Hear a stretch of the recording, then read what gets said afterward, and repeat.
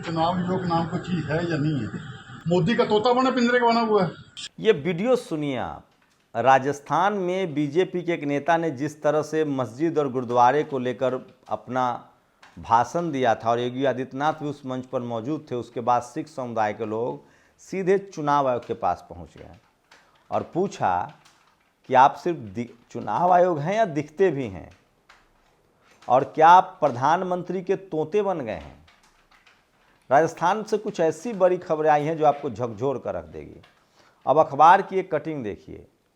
Schedule caste के एक engineer थे और इसको उस समय के कांग्रेस के विधायक मलिंगा ने 32 हड्डियां तोड़ दी थी। जब कांग्रेस ने उसका टिकट काट दिया तो बीजेपी ने उसको शामिल कर लिया। कल मायावती 2 बड़ी रैली करेंगी मध्य प्रदेश में, और बिहार में जब गृह मंत्री अमित शाह ने कहा कि लालू यादव की पार्टी ने मुस्लिम और यादवों की संख्या ज़्यादा दिखाई, अति पिछड़ा को कम करने के लिए क्या लड़ाने की साजिश है इनकी। अरे तो आप पूरे देश में जाति जनगणना करवा दीजिए, आपकी सरकार है, अति पिछड़ा का ही संख्या बढ़ा दीजिए। तो नमस्कार, मैं शंभू कुमार सिंह और आप देख रहे हैं नेशनल दस्तक। आज की जो सबसे बड़ी खबर है, सोचिए, इस वीडियो को एक बार फिर से आगे सुनिए। एक आदमी स्टेज पे बोल रहा है भी मस्जिद है, गुरुद्वारे नसूर बन चुके, तोड़ देने चाहिए, तो चुनाव योग क्या कर रहा है? शर्म वो लाइव बोल रही हैं और सीएम पर तालियां लगा रहा है। इससे शर्मक बात क्या हुई चुनाव योग के लिए? राजस्थान की एक चुनावी रैली में कांग्रेस के नेता ने मस्जिद के साथ साथ गुरुद्वारे पर भी आपत्तिजनक टिप्पणी कर दी। उसके बाद क्या था, सिख समुदाय के जो लोग हैं वो पहुंच गए चुनाव आयोग के पास, और सुनिए, उसने साफ साफ उन्होंने कहा कि आप तोता हैं मोदी जी के। एक आदमी स्टेज पे बोल रहा है भी मस्जिद है, गुरुद्वारे नसूर बन चुके, तोड़ देने चाहिए, तो चुनाव योग क्या कर रहा है? मोदी का तोता बना पिंजरे का बना हुआ है। शर्म वो लाइव बोल रही हैं और सीएम पर तालियां लगा रहा है। इससे शर्मक बात क्या हुई चुनाव योग के लिए? ये 2 मिनट के वीडियो ने देश को झकझोर के रख दिया है और लोगों को लग गया है कि सब कुछ सरकार के इशारे पर हो रहा है। सोचिए, एक बीजेपी का नेता सरेआम मंच से गुरुद्वारे और मस्जिद के खिलाफ बोलता है, योगी आदित्यनाथ ताली बजाते हैं और चुनाव आयोग कुछ नहीं करता है, कोई एफआईआर नहीं, लेकिन कांग्रेस है कुछ नहीं करेगी। वहीं यूपी के मैनपुरी में एक यादव हैं, उन्होंने कुछ ट्वीट कर दिया, उसके बाद उनको रातों रात गिरफ्तार कर लिया गया। वैसे समाज इतना जागरूक हो चुका है कि उनको आज जमानत भी मिल गई। सोशल मीडिया पर पहले नंबर पर भी वो ट्रेंड कर रहे थे, दूसरे नंबर पर भी ट्रेंड कर रहे थे। तो एक जागरूकता तो समाज में आई है। SC ST OBC किसान लोग एकजुट हो रहे हैं और अब बड़ा मुश्किल है, और इसका दबाव देखिए कांग्रेस पर भी बढ़ रहा है। जहां कांग्रेस राजस्थान में लीड कर रही थी, जहां मध्य प्रदेश में लीड कर रही थी, मध्य प्रदेश में तो उसका बेड़ा गर्क हो गया है। जैसे ही OBC के लोगों को उसने टिकट नहीं दिया, SC ST OBC के लोग एकजुट हो रहे हैं। आज अखिलेश यादव ने तो साफ साफ धोखेबाज पार्टी कह दिया और जमकर हमला बोला। तो मध्य प्रदेश में जिस तरह से कमलनाथ बीजेपी के पिच पर बैटिंग कर रहे हैं, देखते हैं कि सवर्ण समाज के लोग उनको वोट करते हैं कि नहीं, लेकिन निश्चित के चक्कर में अनिश्चित के चक्कर में निश्चित गायब हो गया। सवर्ण समाज का वोट मिलेगा कि नहीं मिलेगा धार्मिक एजेंडे पर, इसका तो पता नहीं है, लेकिन SC ST OBC का वोट जरूर भाग गया। और जिस मध्य प्रदेश में कांग्रेस लीड लेती दिख रही थी, वहाँ बैकफुट पर है, और कहीं 62 से 70 सीटों पर सपा, बसपा, आज़ाद समाज पार्टी लीड लेती हुई दिख रही है। और अगर ऐसे में ट्रायंगुलर हो तो आपको दिक्कत नहीं होगी। राजस्थान में बाद में कांग्रेस ने टिकट बांटा और इस गलती को सुधारने की कोशिश की, और एक मलिंगा नाम का उनका विधायक था जिसने एक दलित कर्मचारी के पैर तोड़ दिए थे, वो भी इंजीनियर थे। वो आज भी बेट पर हैं, संघर्ष कर रहे हैं। कांग्रेस ने दबाव में अंत में उसको टिकट नहीं दिया।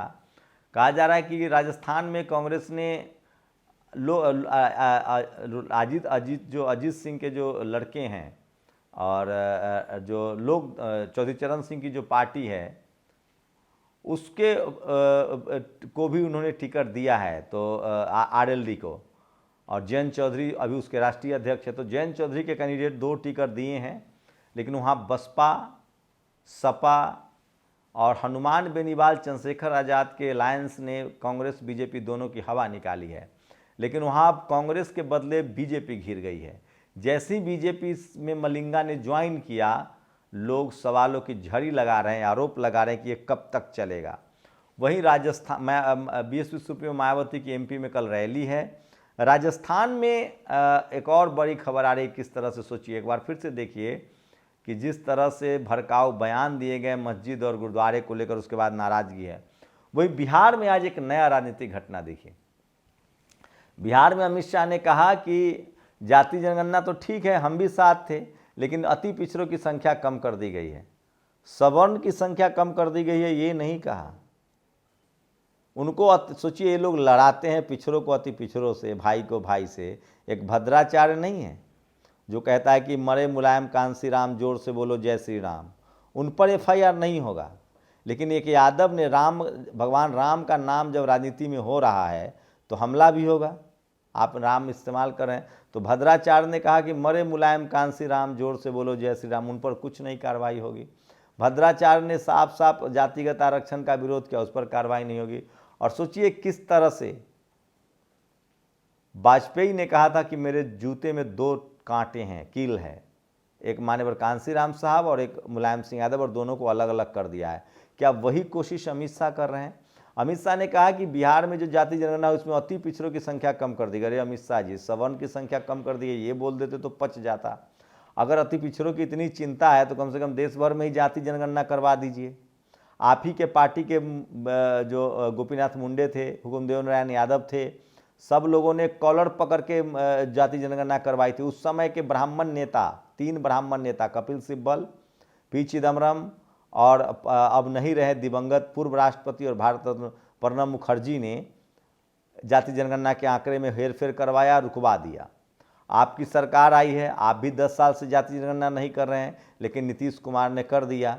तेजस्वी यादव ने इस पर पलटवार किया। उन्होंने कहा कि हम वो तलवार बांटते हैं, हम नौकरी बांटते हैं, और अगर उनको इतना ही चिंता है तो वो क्यों नौकरी नहीं दे रहे हैं। सोचिए 4 लाख करीब नौकरी बिहार सरकार ने दी है, तो ये सबसे बड़ी खबर है। वहीं हमास, फिलिस्तीन और इजराइल में हमास जो है वो टनल में लगातार बढ़त बनाए हुए, उसको हथियार मिलने लगे हैं, और शायद ही दुनिया का कोई देश हो जहां प्रदर्शन नहीं हो रहा है। 20-20 लाख, 2-2 मिलियन लोग प्रदर्शन कर रहे हैं, ये भी आज की सबसे बड़ी खबर है। लेकिन पॉलिटिकल खबर यही है कि कांग्रेस जो है राजस्थान, छत्तीसगढ़, मध्य प्रदेश में लीड लेती हुई दिख रही थी, लेकिन SC ST OBC के मुद्दे पर वो फंसती हुई दिखाई दे रही है, और SC ST OBC ने उसका साथ छोड़ दिया। खासकर अखिलेश यादव, मायावती जी जिस तरह से हमलावर हैं, और उन्होंने, कांग्रेस ने अपनी पोल पट्टी खोल ली है। सोचिए कमलनाथ कांग्रेस को खड़गे के हिसाब से नहीं चला रहे। लगता है मध्य प्रदेश में खड़गे की कोई अहमियत नहीं है, राष्ट्रीय अध्यक्ष की कोई अहमियत नहीं, यहाँ तक कि राहुल प्रियंका की भी कोई अहमियत नहीं है।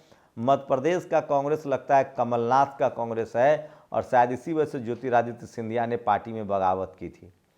तो ये स्थिति है। मैं फिर कह रहा हूँ, इसी तरह से 2018 में 4 राज्य जीत के आई थी कांग्रेस। कर्नाटक भी जीती थी, बाद में उसके विधायक भाग गए बीजेपी में। मध्य प्रदेश भी जीती थी, वहाँ से भी उसके विधायक भाग गए बीजेपी में। छत्तीसगढ़ इसलिए बच गया, वहाँ भी भागने वाले थे, लेकिन वहाँ SC ST OBC ज़्यादा था, सवर्ण विधायक कम थे, वो लोग पार्टी नहीं तोड़े क्योंकि आइडियोलॉजी नहीं फिट होती थी। राजस्थान में भी दलित, पिछड़े, आदिवासी विधायकों ने सरकार को बचा लिया था, गहलोत जी खुद थे। तो इस तरह से सरकार बची थी। इसका मतलब हो सकता है कि आप वोट दीजिए कांग्रेस को, कल सरकार बन जाएगी बीजेपी की। ये भी होता रहा है। बाकी किसी दलों को दिखे, और कांग्रेस पहले तोड़ती थी दलों को, अब वो खुद टूटने लगी है। तो इसी को लेकर दलित, पिछड़े, आदिवासी के नेता बहुत सजग हैं, और वो कह रहे हैं कि हम इस बार गैर कांग्रेसी, गैर बीजेपी सरकार बनाएंगे। और इंडिया गठबंधन के मामले में भी कांग्रेस फंसती हुई दिख रही है। जो पार्टी गठबंधन से निकलेगा उसको खामियाजा भुगतना पड़ेगा। तो 2023 के चुनाव में जो विधानसभा चुनाव हो रहा है उसमें कांग्रेस लगातार फंसती हुई दिख रही है, और तेलंगाना में तो RS परवीन ने अकेले ही हवा निकाल रखी है। तो सोचिए किस तरह से चुनाव जो पहले प्रो कांग्रेस दिख रहा था वो अब ट्रायंगुलर हो गया है। मैं फिर कह रहा हूँ, बीजेपी पॉलिटिकल डाइवर्सिटी करती है, लेकिन जो बाकी जगह उसका जो मनुवाद है, जो सवर्ण तुष्टीकरण है, उसकी वजह से बहुजन उसके खिलाफ हैं। लेकिन कांग्रेस तो पॉलिटिकल डाइवर्सिटी के भी पक्ष में नहीं है। वो किसी भी राज्य में SC ST OBC की लीडरशिप से जहाँ थोड़ी सी उसकी स्थिति अच्छी है, गठबंधन नहीं करती है, ताकि उसकी हालत यूपी बिहार जैसी न हो जाए। तो तो सोचिए, इस तरह से राजस्थान हो, छत्तीसगढ़ हो, मध्य प्रदेश हो या तेलंगाना हो, कांग्रेस चाहती है कि या तो सत्ता में हम रहें या बीजेपी रहे, या बीजेपी सत्ता में न रहे तो हम रहे। इसका मतलब कि असली बीजेपी की बी टीम कांग्रेस है और कांग्रेस की कोशिश होती है कि दलित, पिछड़े, आदिवासी दलों से गठबंधन न किया जाए। लेकिन धीरे धीरे जिस तरह से सामाजिक जागरूकता फैली है लोगों में, बहुजन जागृति आई है, उसके बाद लोग समझ रहे हैं कि दलित, पिछड़े, आदिवासियों का भला तो दलित, पिछड़े, आदिवासी बहुजन नेताओं से ही होगा। आज दिलीप मंडल से किसी ने पूछा आपका 2 फेवरेट दल और नेता, उन्होंने कहा of course BSP supremo Mayawati, BSP, कर स्टालिन और डीएमके, ये 2 पहली प्राथमिकता। उसके बाद आरजेडी, सपा, जेएमएम, तमाम वो जो बहुजन दल जो खुलकर इस देश के बहुसंख्यक आबादी के लिए काम करते हैं और उसके पक्ष में हैं, उन्होंने लिखा है। तो तीनों राज्यों में, चारों राज्यों में हवा पलट गई है। न कांग्रेस न बीजेपी गठबंधन की सरकार बनती हुई दिख रही है। और मायावती जी ने कहा था कि हम पावर ऑफ बैलेंस बनेंगे, वो होता हुआ दिख रहा है। राजस्थान, छत्तीसगढ़, मध्य प्रदेश, तेलंगाना में बीएसपी शानदार परफॉर्मेंस करती हुई दिख रही है और कांग्रेस ने मामले को फंसा दिया है। आप लोग अपनी प्रतिक्रिया जरूर दीजिए। शुक्रिया।